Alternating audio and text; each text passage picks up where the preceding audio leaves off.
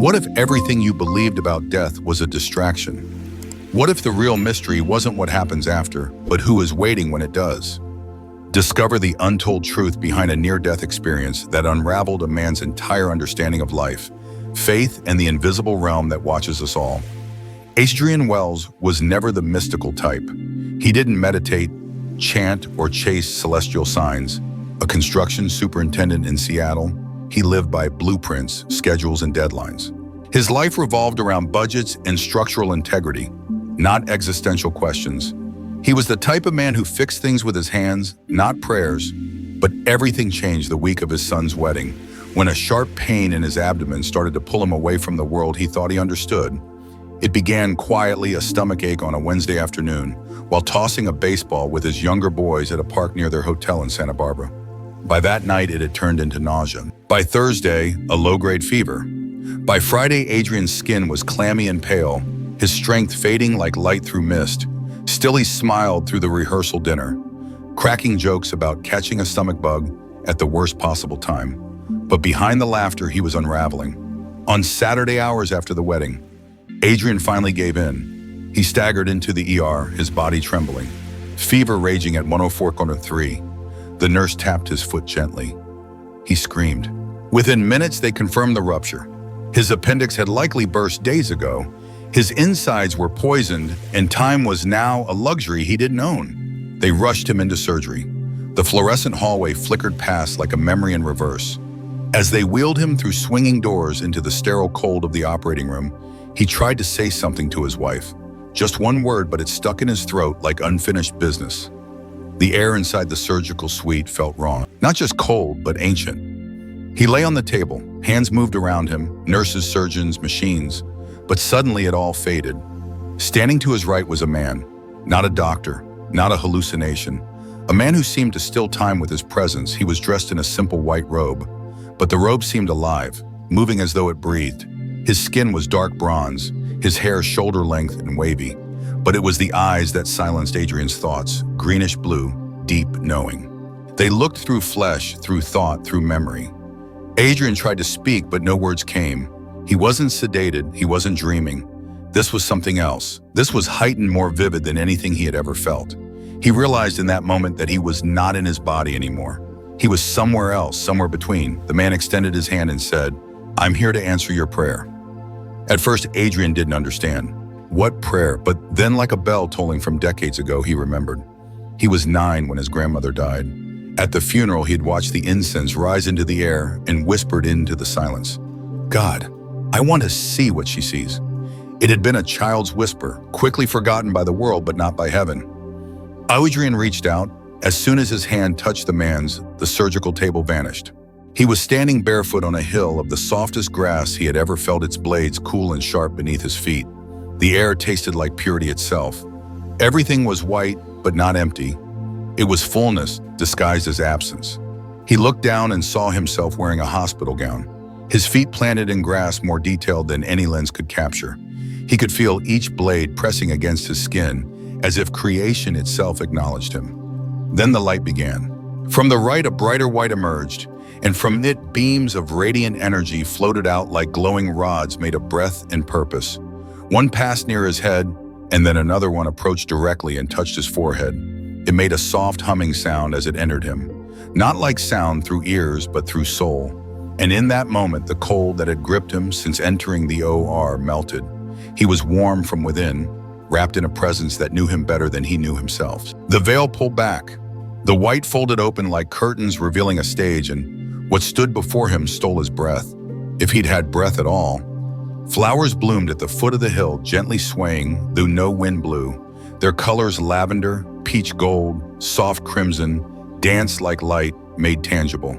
And beyond the flowers, nestled in a glowing valley, was a city. It was vast. Golden domes shimmered in the fog that blanketed the rooftops. Spires pierced the air like declarations. The architecture felt eternal, built from intention rather than stone. Above the valley, a mountain rose robed in pines shaped with sacred geometry. Behind it, a sky exploded with color. Sunset hues that pulsed with violet tangerine rose, and sapphire layered like music in the air. Adrian didn't move. He couldn't, he didn't want to, the man beside him. Jesus, though, not announced, not needing to be watched at all with him. There were no sermons, no explanations, only a presence and a knowing Adrian felt it in his knees and his chest and whatever he was now made of. This was not a dream. This was not oxygen-starved neurons. This was a near-death experience, but more than that, it was a homecoming he never expected. He wanted to ask, "Can I stay?" But as that desire formed in the space between them, something shifted. The city dimmed, the colors faded, the warmth receded, and with a jolt like a thunderclap to the chest, Adrian's eyes snapped open. The operating room swirled into view. A doctor loomed over him. "Do you know your name?" he asked. Adrian tried to answer, but his mouth was too dry. He finally croaked out, "Adrian?" The doctor nodded and turned to the others. "He's back." Adrian Wells had died. But that wasn't the story. The real story had just begun. The ceiling above him was sterile white, framed by harsh fluorescent light, and the rustle of blue scrubs moving quickly around the room. Adrian blinked, his eyelids dry like paper. His throat burned. He tried to turn his head, but the stiffness in his neck made the motion feel foreign, like he was borrowing someone else's body. The voices around him blended into a soft murmur, until one cut through, sharp, precise, and concerned. "He's stable, move him to ICU." They rolled him through a new hallway. This one didn't feel ancient or sacred. It felt artificial, predictable.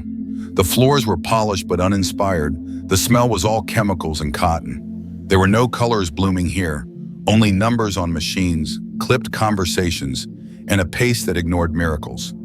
As the nurse adjusted his oxygen mask, Adrian tried to piece together what had happened, but reality came back in shards. The hill, the flowers, the city, the man. The light that moved like it knew his name, and now this, he was back in the world of limitations. Hours passed like fog. He drifted in and out, tethered by IV lines and beeping machines.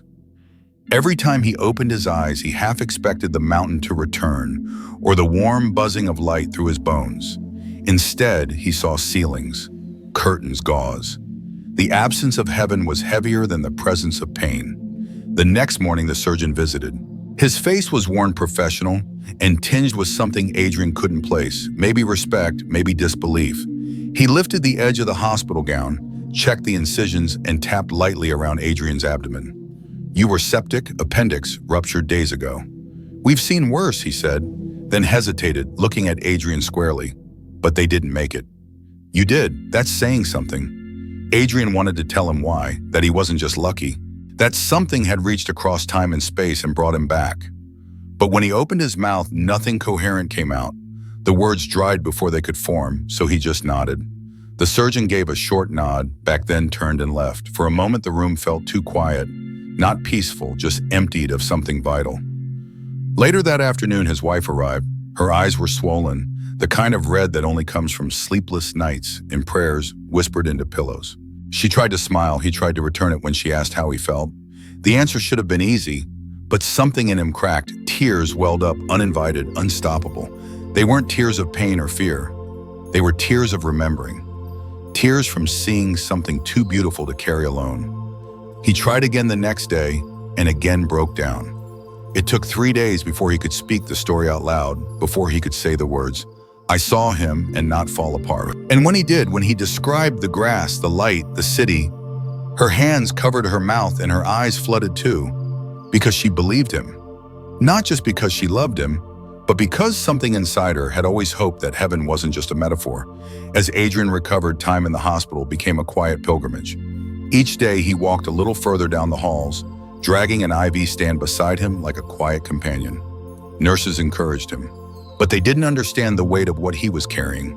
Not the physical weakness, but the afterglow of a near-death experience that had forever shifted the axis of his reality. The fluorescent lights no longer felt ordinary. The photographs on the walls of oceans, trees, and sunsets felt like echoes of the realm he had touched. One afternoon, he paused in front of a canvas print of a beach at dusk. He stared for 10 minutes, not because of the colors, but because of the feeling. It was almost there, almost the small things hit the hardest.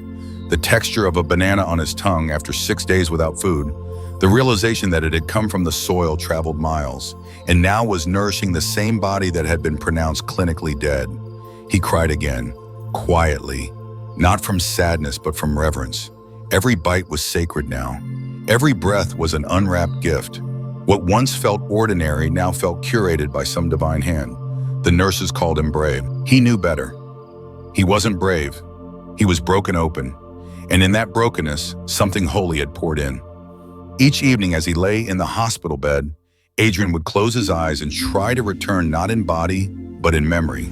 He would retrace his steps down the hill, recall the soundless hum of the light, the warmth of the hand that reached for his. He wondered if others had seen it too, if millions had brushed that same veil and come back only to lock the memory in silence. Adrian's return home wasn't triumphant. It wasn't like the movies where someone survives death and is met with balloons or celebration. It was quiet. His wife drove slowly, careful not to hit the bumps that would send jolts through his still healing abdomen. The kids tried not to ask too many questions. And Adrian himself, he didn't know how to explain that he had come back from something bigger than death, that he was still carrying pieces of another world inside him, and they didn't quite fit in this one. At home, even the air felt different. It wasn't sterile like the hospital, but it wasn't familiar either. The walls felt thinner, the spaces more hollow. He sat on the edge of his bed and stared out the window for hours that first evening, not because the view was beautiful, but because the rustling of the tree in the breeze reminded him of something he'd seen beyond the veil. Something alive, something watching. The next morning he asked for a banana. It seemed trivial. He hadn't eaten real food in nearly 2 weeks, and something about the simplicity of fruit, earth grown unprocessed, yellow and soft, called to him. When his wife placed it in his hand, something unexpected happened. His fingers trembled. Not from weakness, but from reverence. The peel felt sacred. The scent of it struck him like incense. He stared at it for a long time, imagining the soil it came from, the roots that fed it, the sun that warmed it, the journey across highways and hands until it arrived here in his palm, ready to become part of him. He peeled it slowly like he was unwrapping something holy. And then, as he took the first bite, he wept. Not out of sadness, not even from joy, but from the overwhelming realization that this simple act, this moment of nourishment, was part of the divine rhythm he had tasted on the hill beyond time. This banana was proof that creation was still speaking, still offering itself. The fruit was not just fruit, it was theology. It was a reminder that God didn't just exist in glowing cities and radiant beams, but also in potassium and pulp, in photosynthesis and patience. His wife sat across from him in silence, watching, not asking. She had learned now that some things were too deep to question and too sacred to interrupt. The days that followed were filled with slow motion. Every sound felt louder. Every color looked deeper. His phone buzzed, people checked in, friends sent memes or jokes, but they all felt foreign, like echoes from a life that no longer fit. He didn't respond. He didn't know how to tell them. He had stood on a hill made of light and seen a city built from presence. That he had experienced a near-death experience so vivid, it made this world feel like a faded memory. He tried writing it down. He sat with a notebook and pen and attempted to describe the way the light moved, the way the flowers danced without wind, how the silence had its own language. But words betrayed him. Every sentence felt too small. Every metaphor felt like an insult to the reality he had seen. He tore out pages, started over, tore again. Then one morning he went for a walk, just around the block. He moved slowly, dragging his feet like a man relearning gravity. He passed familiar places, the neighbor's rose bush, the crack in the sidewalk near the mailbox. But now everything shimmered with meaning. The way the sunlight filtered through the trees made him stop mid-step. He tilted his head upward and just watched it flicker between the leaves, breathing in the warmth as if he could drink light. He noticed a bird perched on the power line, a sparrow. It tilted its head at him as if asking, "Do you see it now?" He did. He saw everything differently. The world wasn't just physical anymore. It was layered matter and meaning, interwoven. Creation itself was a message, a mosaic. Every flower a whisper, every breeze a breath from something eternal. He came home and began to photograph things, not with a photographer's eye, but with a pilgrim's heart. He snapped pictures of petals, cracks in wood-peeling paint, sunrises his wife's hands. He filled his phone with the sacred ordinary. His children laughed at first, "Dad's into flowers now." But over time they saw something had shifted. Their father wasn't fragile, he was awakened. He stopped rushing, he stopped multitasking. He no longer measured time by efficiency, but by presence. When he spoke, he paused between words. When he listened, he didn't interrupt. When he hugged his daughter, he stayed in the embrace longer than before. The memory of the near-death experience didn't fade. If anything, it settled deeper into his bones. He didn't dream about it. It wasn't a vision that replayed. It was just there, woven into every moment. He felt it when he tasted food, when he touched the ground, when he washed his hands and watched water run through his fingers. He didn't see the light beams anymore, but he felt the warmth of their echo. People asked what changed him. Was it the pain? Was it the fear? Was it almost losing your life? He smiled. Never quite sure how to answer, because what had changed him wasn't the dying. It was what he saw after. It was the love that looked him in the eyes and said, "You are not forgotten." It was the city made of silence and the hand that reached out without asking for anything in return. He knew now that this life was a layer, not a limit. That the divine didn't wait at the end of time. It walked beside us through it, and that a near-death experience wasn't a detour. It was a door. One he hadn't opened himself, but had been opened for him. And so he moved through his days differently, not chasing meaning, but living it, not seeking signs, but becoming one. He became the kind of man who stopped to smell flowers, not because it was poetic, but because it was true. The kind who paused during rain to feel it bless his skin. The kind who told his children, not be careful, but be present, because there were nights when Adrian couldn't sleep, not because of pain or medication, but because the veil between the worlds felt thinner in the dark. He would lie awake in the quiet hum of his home, the moonlight casting soft shadows across the ceiling, and wonder if the city was still there waiting. Sometimes he swore he could feel it, like gravity pulling on his chest, not memory, not imagination, a presence he began to draw. Not because he was good at it, but because words still failed him. He bought a simple sketch pad, nothing fancy, just blank paper and a pencil that felt heavier than it should have.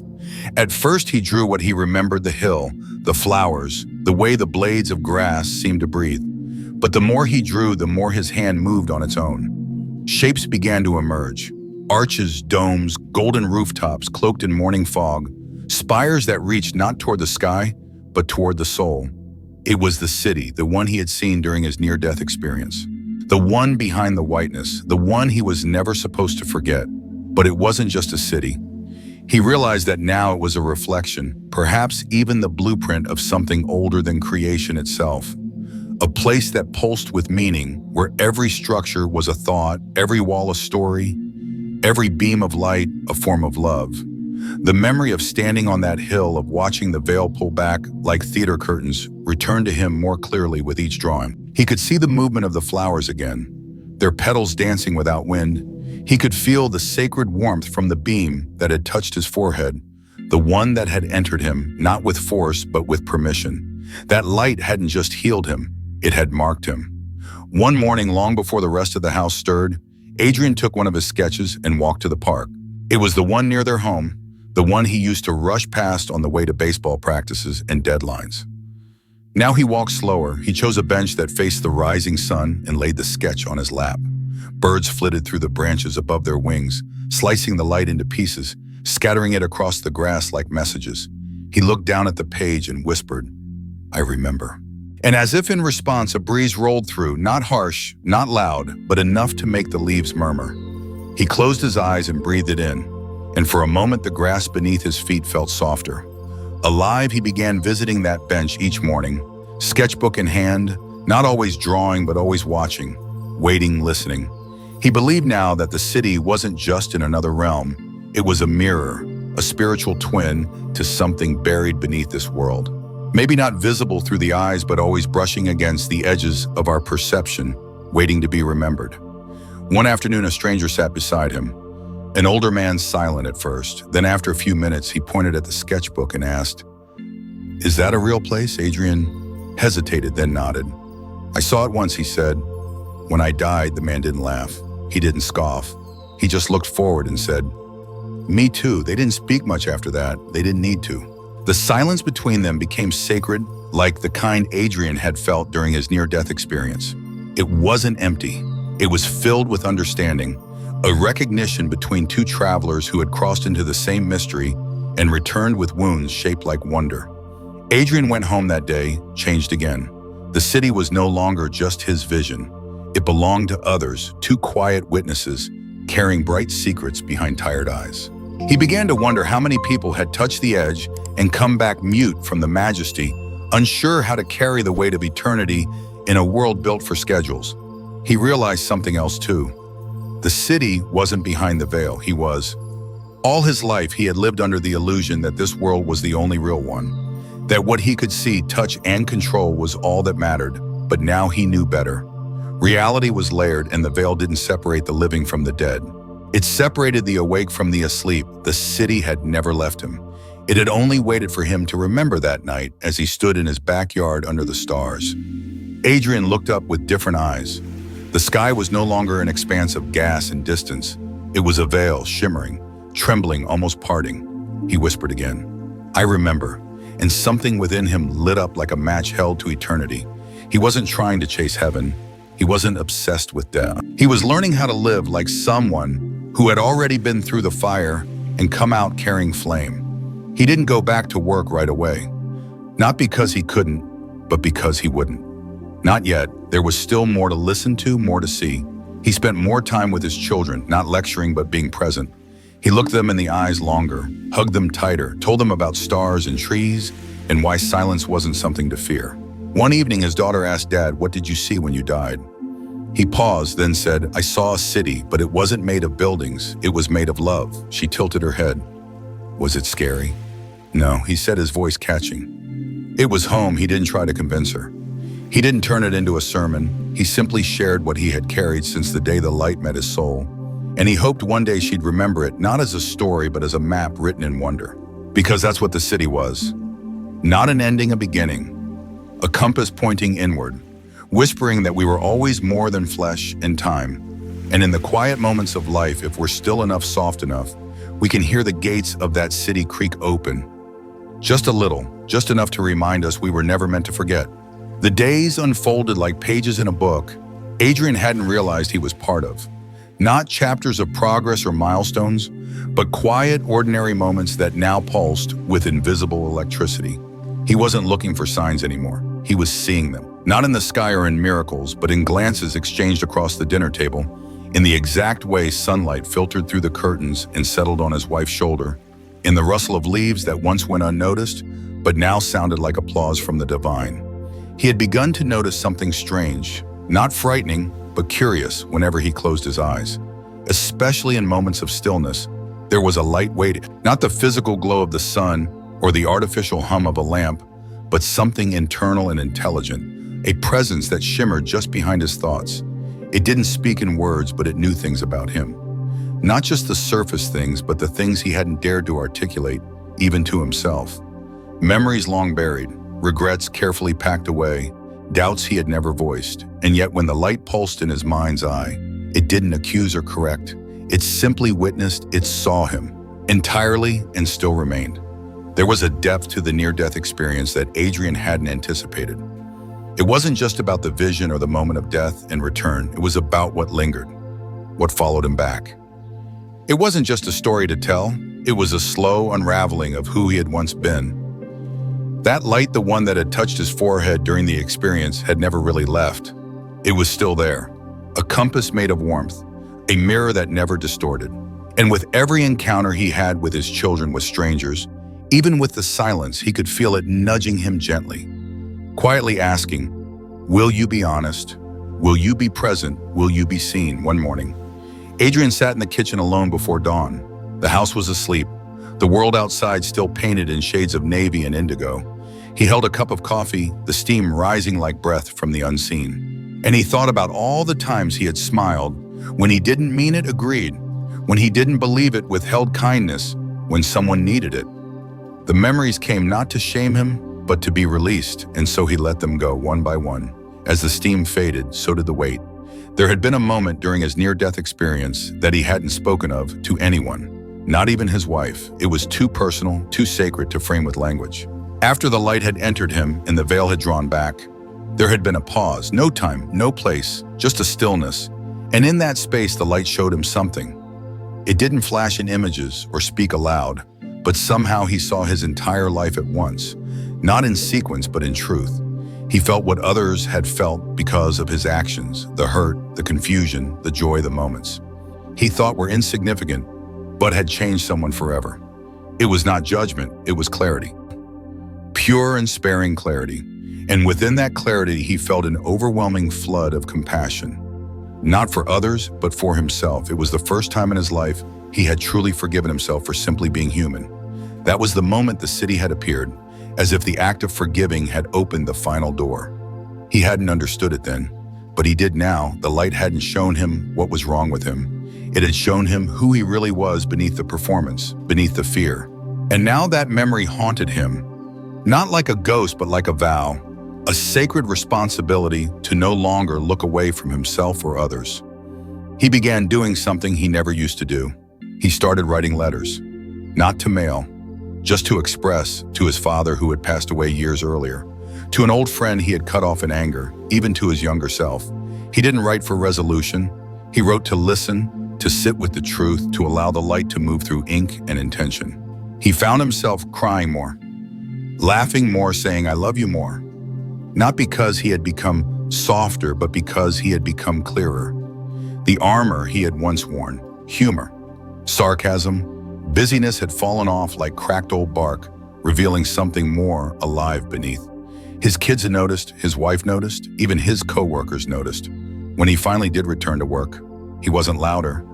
He was lighter. The memory of the hill, the flowers, the city, it was still there, not fading but deepening, like soil after rain, and the light. Oh, the light. It was no longer just behind his eyelids.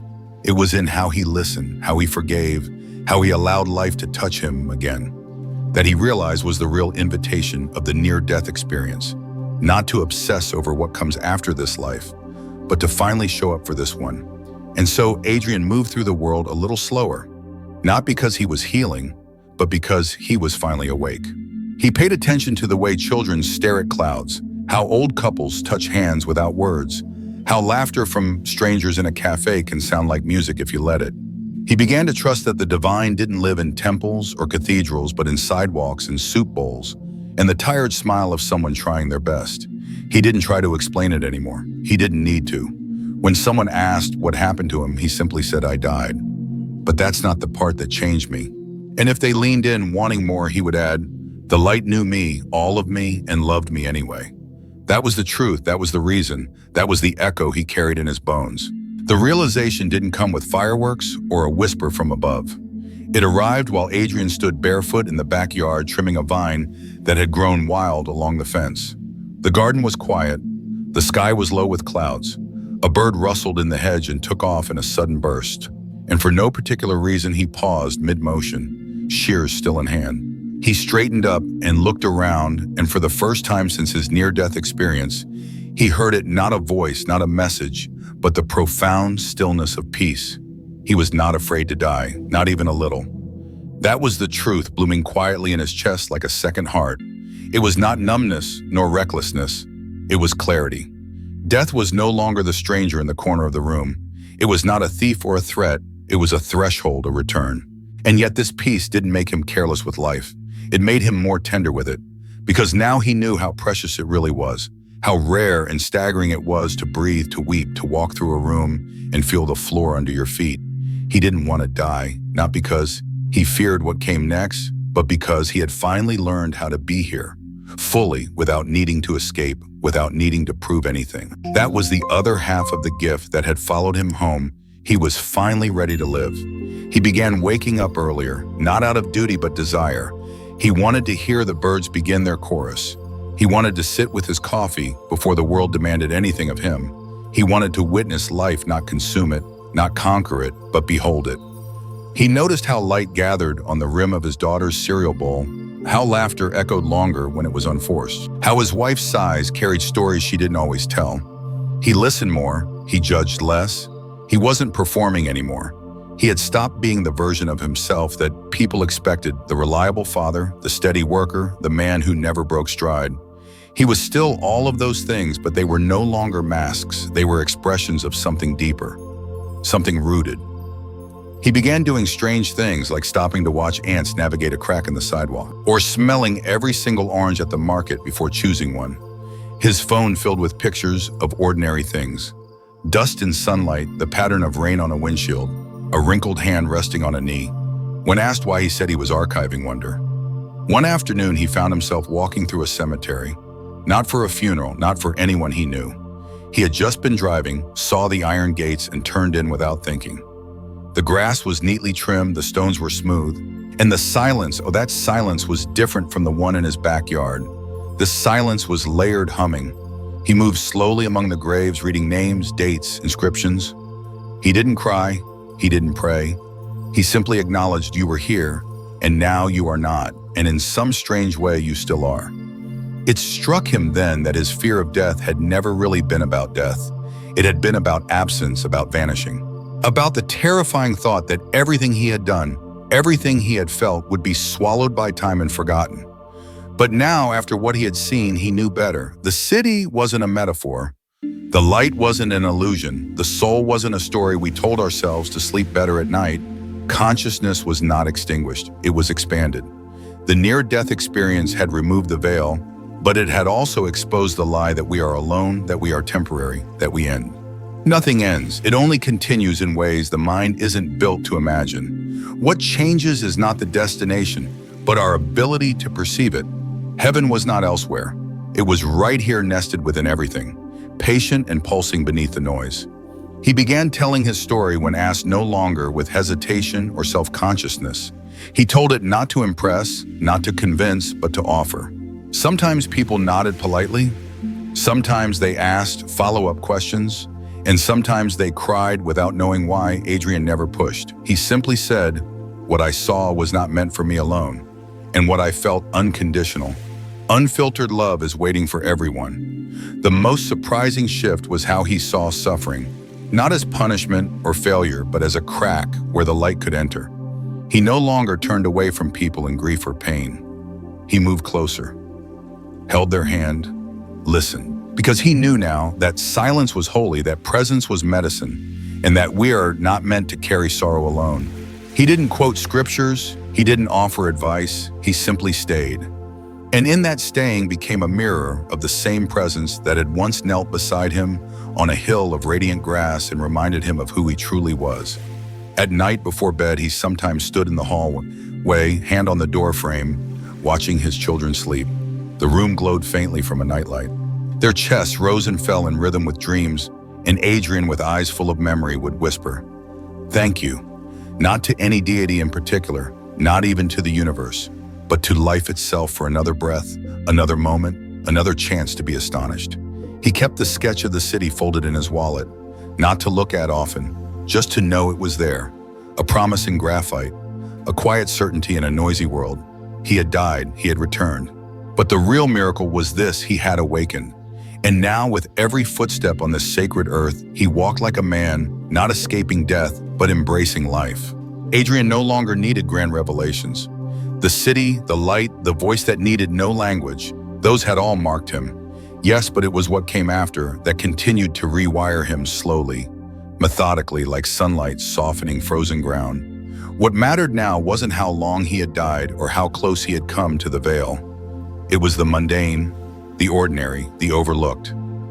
And somehow that had become the most sacred of all. He noticed it one morning while washing a single spoon.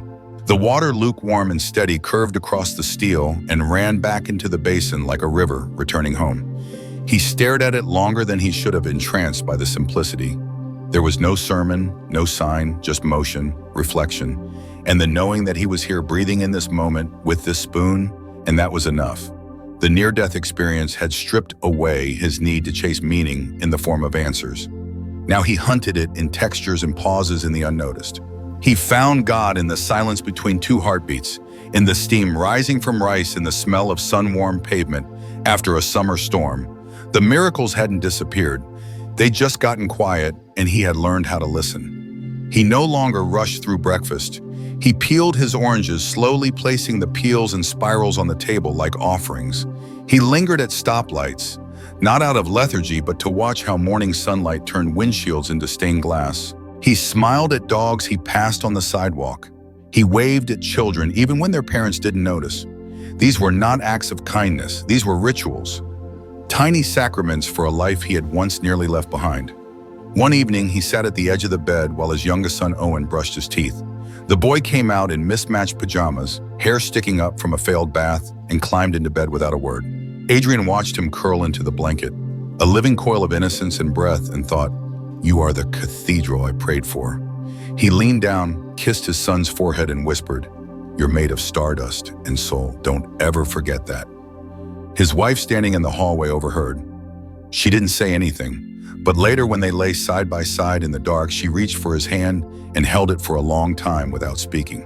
It wasn't about agreement, it was about presence. And that had become his truest form of worship. He found himself moved by things that never used to touch him. A wilted flower in a sidewalk crack, the sound of his neighbor's wind chimes echoing across the fence, a stranger's cough in the grocery store. That reminded him everyone carries something invisible. He didn't cry often, but when he did, it wasn't from sadness, it was from witnessing. The kind of emotional weight that comes not from tragedy, but from realizing just how fragile and holy everything really is.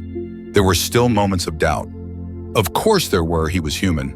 Sometimes he questioned whether the near-death experience had been real or a product of a dying brain, grasping for light. But the doubt never stayed long, because it wasn't just the memory that reassured him, it was the transformation.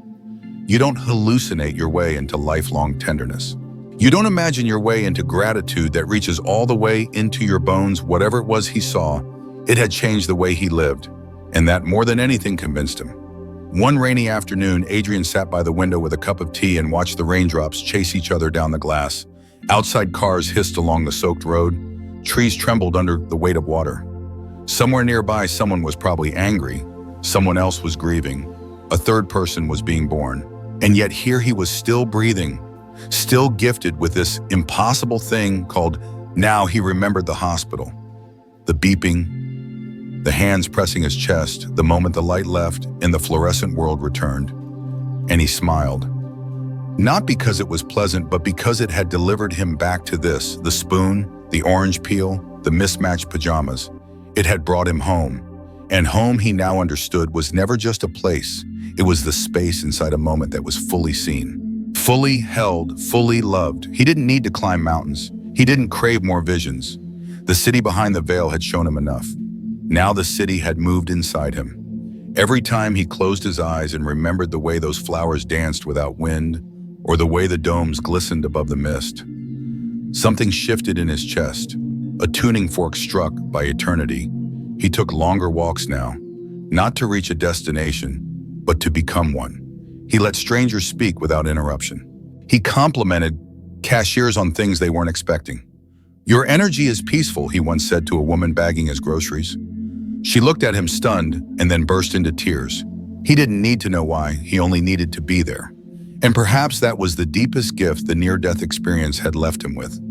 Not just vision, not just healing, but the capacity to witness others as holy, to recognize the soul beneath the tired, the angry, the distant, to meet people not where they were pretending to be, but where they were.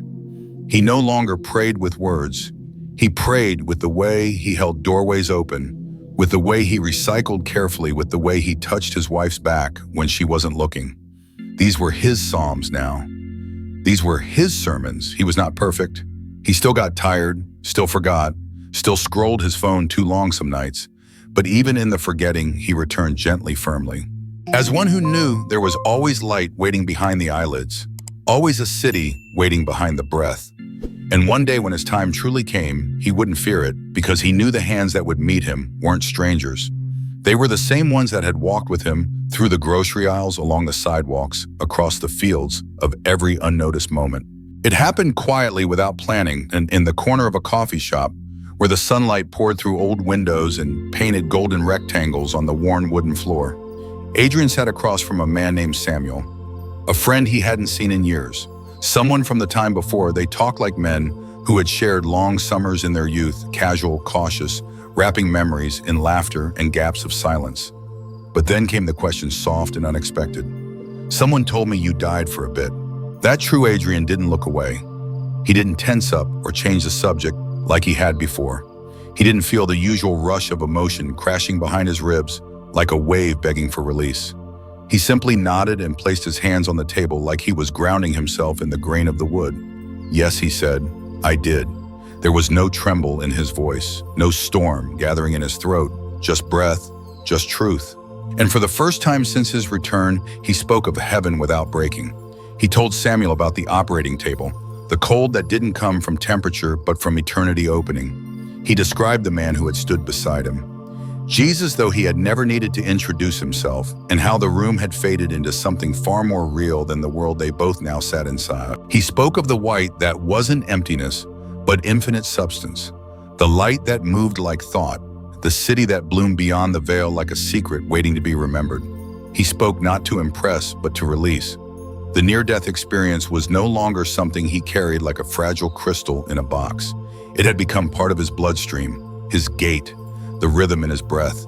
And now finally the words came, not like wounds reopening, but like rivers finding their ocean. Samuel listened, not with disbelief, but with hunger.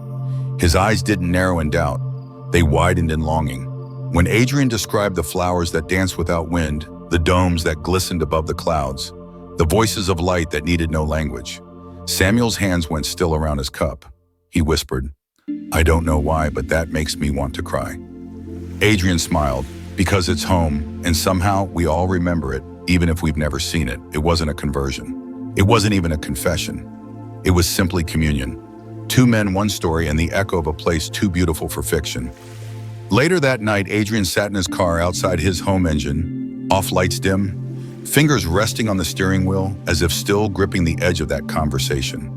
For years, every time he tried to speak of the city, the tears had come like a tide with no warning. But today he had spoken and remained whole. And he realized something quietly monumental. He had made peace not just with death, but with telling the truth about what lived beyond it. The near-death experience had gifted him many things: gentleness, clarity, reverence. But this was different. This was trust. He trusted, now that the story itself could carry the light, that he didn't have to force anything, that those meant to hear it would find their way to it like water finds its path through stone. He got out of the car and walked slowly to the front door, passing the bushes he had trimmed earlier that week.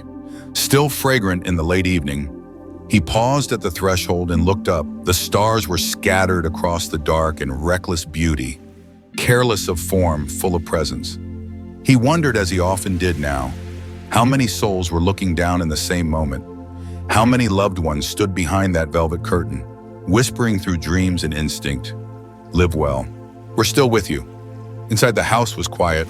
One child asleep on the couch, television still glowing in gentle blue. Another upstairs light under the door, faint like a secret still being written. His wife met him in the kitchen, hair up, eyes soft with evening. "You were gone a while," she said. "I was with an old friend," he replied, and she knew from his tone that it wasn't small talk. "I told him everything. For the first time, I didn't cry." She stepped closer and rested her forehead on his chest. "That's a big thing," she whispered. "It is." He nodded. "It means I'm ready." He didn't mean ready to preach or to prove anything. He meant ready to live without hiding, ready to hold the sacred without trembling, ready to walk into each moment as if it were a door to something holy. Because it was, he started writing again, not as therapy, but as invitation. Stories, letters, pages filled with metaphors and questions and memories of a city no map could find. He didn't care if it was published. It was for whoever needed it, for the ones asking quietly at night, "Is this all there is?" For the ones who had lost someone and couldn't quite grieve because they didn't quite believe, for the ones who had stood at the edge and come back speechless. He wrote for them, for himself, for the child he once was, who had whispered a prayer at his grandfather's funeral and never truly stopped waiting for an answer. And now he had one, not in doctrine, not in dogma, but in the eyes of a man who had once stood beside him in a room that no longer exists, in a light that knew him completely and loved him entirely. He carried that gaze with him now, into grocery stores, into phone calls, into silence. And every time someone asked the question, "Do you believe there's something after this?" he no longer hesitated. "I don't just believe," he would say, "I remember." There were days when Adrian wondered if the memory would ever fade, the city. The light, the hand that reached for him when he stood at the edge of everything he didn't fear forgetting. He feared the world around him would keep demanding that he forget. The world had a way of eroding wonder, of polishing mystery into metaphor, of reducing the sacred into something explainable, convenient, shallow. But Adrian had touched a realm beyond metaphors. He had felt the warm weight of presence. He had been shown, without language, what it meant to be known so completely that there was no room left for pretending. And now, every day he was tasked with holding that memory like fire, cupped in his palms, protecting it not just from others, but from the slow numbness of routine. He had returned to work part-time, not because he wanted to chase deadlines again, but because he needed to test whether he could carry the light into the places that once dimmed him. The job site was loud, dusty, full of tension, and tools but different now. He listened more, not just to words, but to what lived behind them. When a young builder cursed under his breath. After misaligning a frame, Adrian didn't correct him. He just stood beside him, handed him a fresh nail and said, "It happens. Don't let it ruin the next thing." The kid looked up, confused for a moment, then nodded, the anger already melting. Adrian hadn't said anything profound. He had simply been present.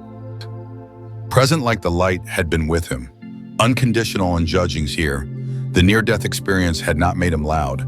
It had made him luminous, quietly, slowly, like morning light pushing through shutters. But the world was loud. Headlines screamed. People rushed. Screens blinked. He found it harder and harder to watch the news. Not because it frightened him, but because it numbed him. The city behind the veil was nothing like this. It didn't pulse with noise. It breathed with love. He remembered that distinctly, how everything in that place moved without resistance. It didn't shout to be seen. It simply was, fully, unapologetically sacred. Sometimes he would sit on a park bench and watch people walk by, wondering if they had forgotten too. Forgotten that they were souls wrapped in skin, that they were walking echoes of something eternal. He watched a mother snap at her child for crying too loud, and in her voice he heard exhaustion, not cruelty. He saw a man walking alone, shoulders hunched, not from weight but from years of carrying shame. He wanted to walk up to them, not to fix anything, but just to remind them gently that they were still worthy, that they had always been. He didn't always act on the impulse, but even the thought felt like a prayer. He kept the sketch of the city on his nightstand now. Folded and worn, the pencil lines faded, but still enough to guide him when the world tried to convince him it had never happened. On days when the fog of routine pressed too heavily, he would sit beside it, open the page and run his fingers across the paper like it was a relic. Not because he needed to believe, because he needed to remember memory. He had learned was not passive, it was an act of devotion, a sacred rebellion against a world that forgets. He spoke occasionally at small gatherings, never formally, never as an expert, just as a man who had died once and come back with something more than a heartbeat. He told them what he had seen, but more importantly, he told them what he now saw every day. Glory in the ordinary, grace in the flawed, the city shimmering just behind the veil of everything. He told them the near-death experience wasn't about death, it was about permission. Permission to live without pretense, to forgive quickly. To wonder again. There were people who cried when they heard him. Others looked away, a few rolled their eyes, but he never took offense. Everyone carried their own veil. Everyone peeled it back at their own pace. His job wasn't to force anything open, just to keep holding the light steady in case someone else needed to see by it for a moment. One afternoon, his wife found him sitting in the garage, not doing anything in particular. Just sitting on an overturned crate, staring at a spider web in the corner near the rafters. "You okay?" she asked. He smiled. "I was just thinking how that little thing knows how to build a whole world from thread." She chuckled softly, walked over and sat beside him. "Still thinking about the city," he nodded. Every day, he wasn't waiting to return to it. He knew now that it had never truly left him, that the city lived inside him as much as he had once stood inside it. He was made of it. And so was everyone else. They just didn't always remember. Later that night, as the sky folded into navy, Adrian stood outside barefoot on the back porch, a blanket of stars watching him. He closed his eyes and whispered a thank you, not for a miracle, but for the mercy of remembering. He knew that in a world bent on forgetting, the sacred remembrance was its own kind of resistance. And every breath, every act of gentleness, every moment of stillness was a thread pulling that city just a little closer to earth. And he knew this too, that the next time the veil parted, it wouldn't surprise him. He would recognize the scent in the air, fear the warmth behind the light, the shape of the silence. And he would not run, he would walk barefoot, open ready. Adrian felt it long before anything stopped. It wasn't pain, it wasn't warning. It was a stillness so deep, it felt like the world holding its breath. He had always imagined the end would come with panic, with confusion, or a desperate grasp for breath. But when it finally came, it felt like stepping into a song he somehow already knew by heart. He was sitting in the sunroom light dripping across the floor, his favorite blanket wrapped around his legs, and in that final ordinary moment, something extraordinary opened. He didn't fall, he didn't rise. He simply crossed. One breath into another kind of air, one blink into another kind of light. He stood barefoot once again on the same sacred hill he had seen in his near-death experience so many years ago. The grass felt warm awake, like it remembered him. The air shimmered with welcome, and ahead, through a veil that had always been thinner than he knew, the city waited. Not just as a vision this time, but as destiny.